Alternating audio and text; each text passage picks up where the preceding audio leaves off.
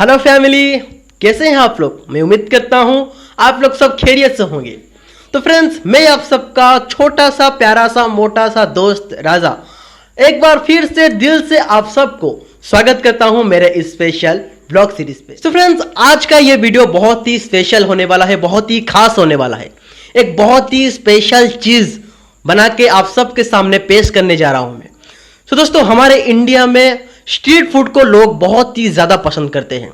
और जब बात स्ट्रीट फूड की जाए तो हम सब गोलगप्पे या फिर गुपचुप जो भी कह सकते हो, उसको कैसे भूल सकते हैं, है ना। लेकिन इस लॉकडाउन के चलते हम सब गोलगप्पा या फिर गुपचुप को एंजॉय नहीं कर पा रहे हैं। सही कहा ना।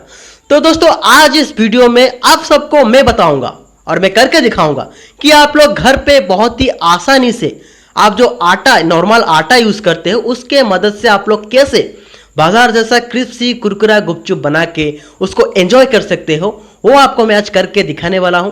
तो इस वीडियो पे लास्ट तक जरूर बने रहिए, इस वीडियो को लास्ट तक जरूर देखिए। और हाँ, अगर आप लोग इस चैनल पे नए हो तो प्लीज दिल से इस चैनल को सब्सक्राइब करें। तो फिर चलिए दोस्तों, बनाते हैं हमारा गुपचुप या गोलगप्पा।